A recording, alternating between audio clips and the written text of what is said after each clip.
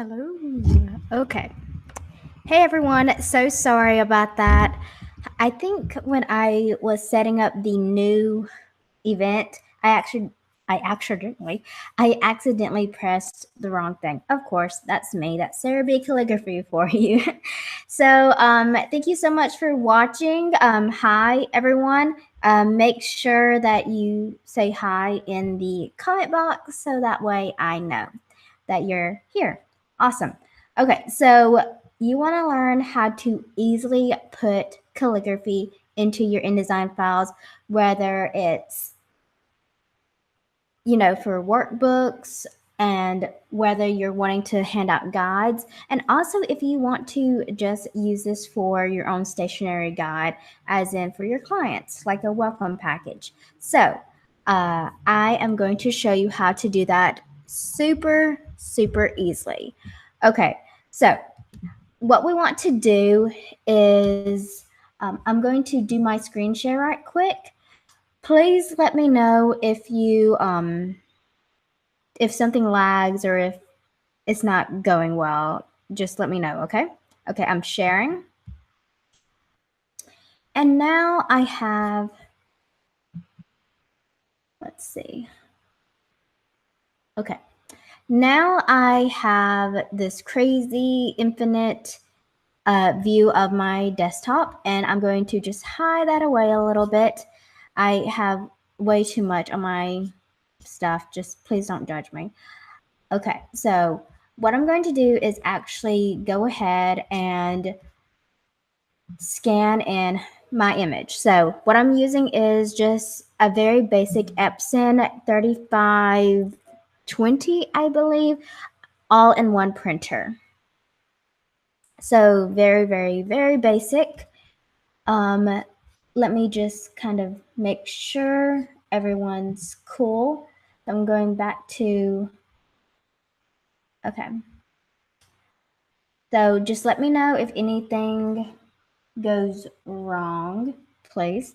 Okay, so what we're going to do is use my Epson scan. You can also use, if you have a Mac, you can go to System Preferences, go to Printers and Scanners, click your printer, press Scan, Open Scanner, and all that jazz. I'm just using the software that my computer came with, not my computer, but my printer came with. So what I'm going to do is put in Office mode because some of the other modes don't have this feature, and I'm going to use black and white. So my image type is going to be black and white. That's all fine. My resolution is going to be 600. Because I'm not really printing anything too large. Now, if I wanted to print it way bigger, I would obviously have my my letters bigger and all of that jazz way bigger. But because this is just like a little worksheet, I'm not doing anything like 1200, and my letters and my flourishes aren't that big either. So next, we're going to do text enhancement because I want to make sure that my computer reads this as text. And then I'm just going to go ahead and select. Now, this is very similar to other scanning programs. And then I'm going to just move the threshold just a tiny bit. Actually, now I'm going to move the threshold a tiny bit. I'm not going to do the text enhancement with this one just because I can. So before it had some of the lines breaking up, and I want to make sure that those lines do not break up. We want them to be like your favorite celebrity couple and not ever break up, even though this year and the past 5 years have been the years of celebrity breakups. So horrible, but it's the truth. So next we're going to just press scan, and I'm going to name this flourishes because these are examples of some flourishes for my intermediate class. Next, I'm going to go into my folders, and I have everything like pretty organized. Okay, flourishes. I'm going to make this a TIFF file. I love TIFF files. And then I'm just going to press OK. So now what that's going to do is actually save my file, and then it'll pop up another screen and I'll be good to go.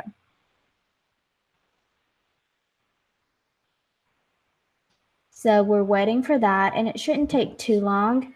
And I'm just making sure my Google Hangouts is still doing what I want it to do. Yep, I'm still alive. Still alive and feeling alive. Okay. Awesome.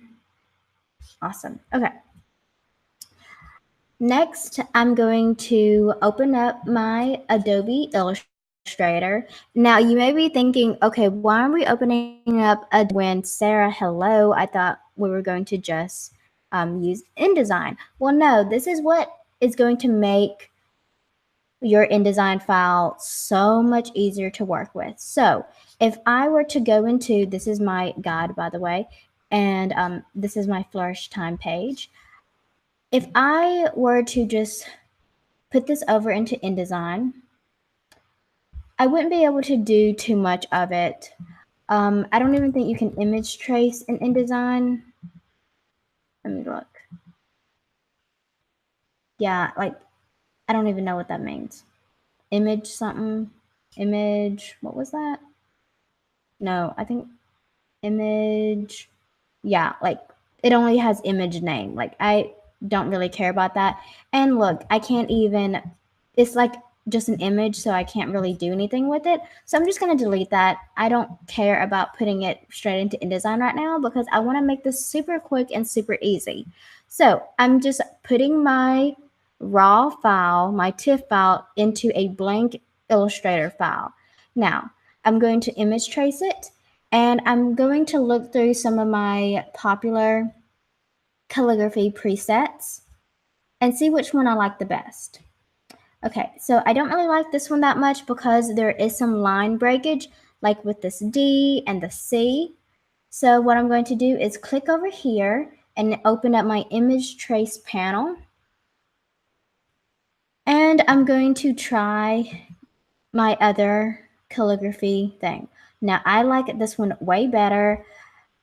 It's filled in. I don't really have to worry about too much. And don't worry about these awful lines. We're going to work on that later. Okay, so if you want to go ahead, here are my preset settings.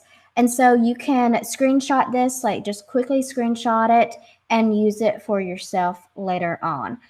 These are ones that I use for so many things, and I have a full video on how to actually digitize hand lettering and calligraphy on my YouTube channel, which is what you're watching right now. Make sure you subscribe, please.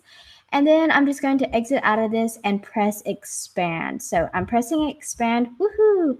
Okay, that's awesome. Now I'm just going to tilt this because I can't read it sideways. I'm going to check back. Okay, making sure no one is freaking out over in the comments saying that they can't hear or see me. Make sure you comment and let me know if you can hear or see me, please, because that is like one of my worst fears. And so now I'm just, you just click it. So it selects the whole thing, but wait a minute. I don't want to go and have to put the whole thing in. Like, I don't want to put all of this in. So what I'm going to do is actually double click it. And what that does is, do you see this gray bar?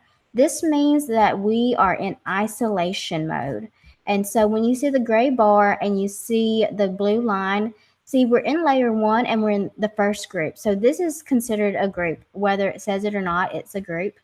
And so it's like a group image. So now, ooh, look, I can select each thing individually. So that's what I'm going to do. I'm going to pick the ones that I don't want. So like you may see little specks you don't like, or you may see some things that you just don't really need. So I'm going to just delete those very, very quickly by just using my black arrow key, or you can press the letter V on your keypad and that is going to make the black arrow key. So I see this little guy right here and he's pointy and I don't want him to be pointy. I want him to be nice and flat with the rest of the letters. So I'm going to press A, and that's going to be my direct selection tool. So I'm going to click that, and look, there are little dots, and what I'm going to do is just move these dots inside of themselves and just fix it a little bit. Now, another, that's very sloppy, but another way, I'm just undoing it by the way, another way that I can do this is by selecting it again and using my handy dandy smooth tool. Now, if you know me, you know that I love the smooth tool. So I even have it as a keyboard shortcut as the colon, because it's right there and so easily accessible. So I'm going to click that and make sure that I have my selection selected, and I'm just going to go over it a little bit and flatten some things out if I want to. So that's going to like flatten it out and make it look nice and pretty. For workshops, I don't really do that. So that's another way to kind of eliminate some dots, but this one is very stubborn. So what we're going to do is actually go with our pen tool, and I'm going to actually, I already have him out because I usually have him out and about. And what I'm going to do is use my delete anchor point tool. So I'm just going to go in here and delete. And there we go, nice and clean, and I don't have to worry about very stubborn anchor points. So now I'm just going to go through and delete some that I don't like. So let's see.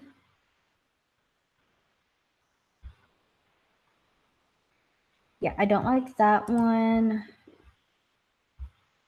Okay, of course I don't like these. Nope. Nope. I absolutely love this little guy because he looks like a guy with a mustache. I think he's fun. And then, yeah. So these were actually different ones that I was going to use later on. So what I'm going to do is now, since I'm still in isolation mode, I have the green bar. I'm just going to click it, press Command C or copy, and I'm going to just pull up InDesign and press Command V, which is paste. And look, there we are. There's my flourish. It's looking nice and pretty. And if I want to go in, I can use my anchor points, fix that up a little bit, make it really pretty and neat. So, oopsie, I don't want to use Safari. Sorry about that. Okay. Hey, Grace. Let's see. Now I'm going to go in and just really do that with the rest of them.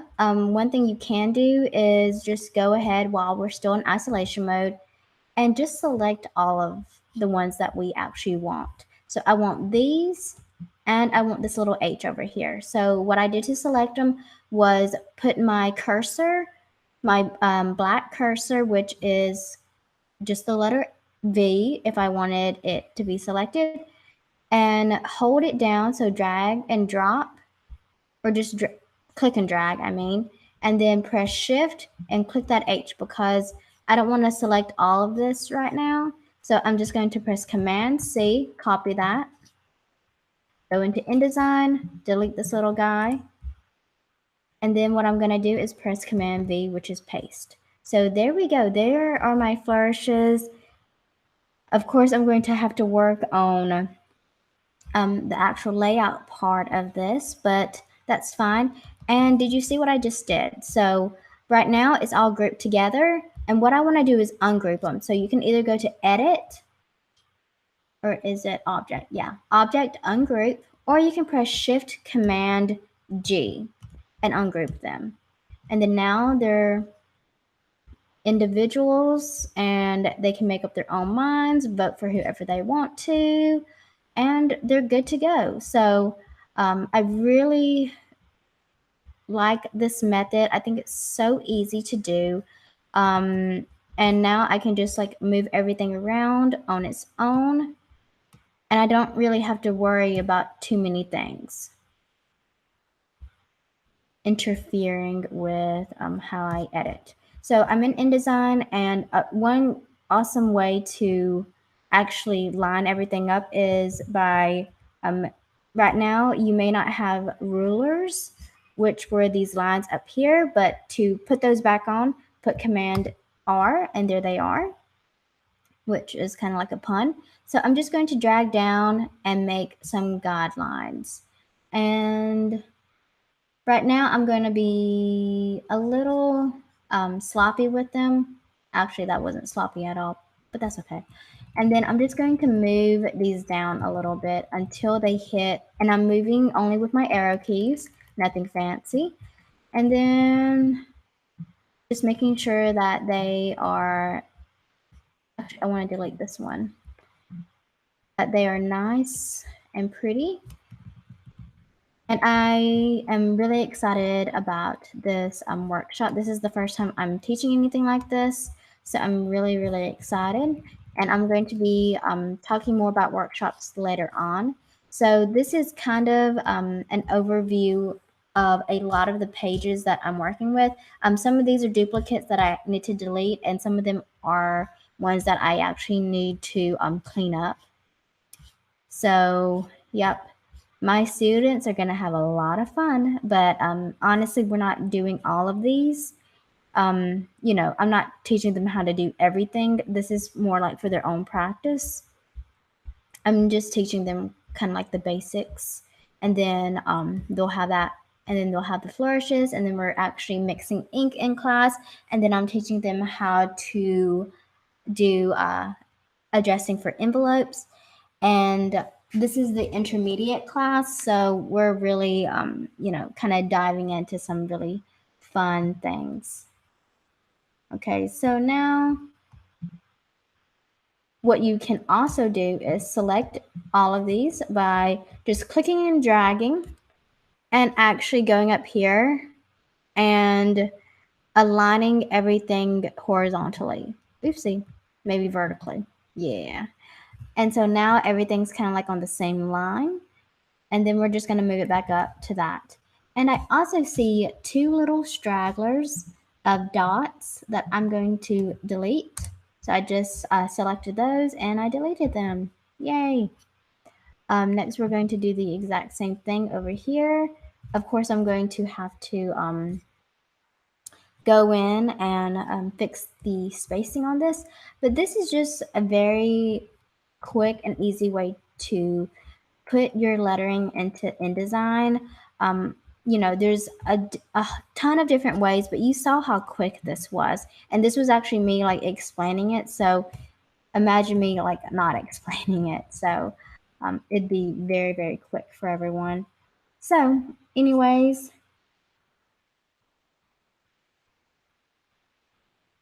yeah, Grace, I figured you do something similar to that.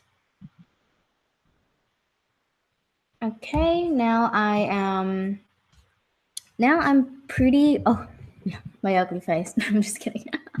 Now I am pretty much done with that. I'm just going to have to do some like cleanup things with the layout, but like that was really easy. I have been working with a couple of people on how to like digitize their lettering and stuff. And like I said, I have a whole video on how to do it in like Illustrator and Photoshop. But I've never really talked too much about InDesign because I don't work too much in InDesign unless I'm doing multi-page layouts, such as workbooks or my stationery guide for my brides. So I really hope that you enjoyed this quick tutorial on this lovely, what is it, Thursday night. And yeah, I'm gonna go finish my workshop guide. I only have like one page left, so that's not too bad. And yeah, so thanks so much for watching. I hope you have an amazing night or day or morning or wherever you may be. Make sure if you have any questions that you put them either in the chat comment section of this video or in the Facebook group. I'm always, always, always available to answer questions on my videos, and I really enjoy doing that for you. And you may see that there's like a little walker thing over there. I have a new nephew, in case not all of you know that, and I'm super excited about him. His name is Sawyer Lee. I love him to death. But anyways, yeah. Thanks so much for watching. I hope you had a great time learning this, and let me know if you use it yourself. Okay, talk to you guys later. Bye.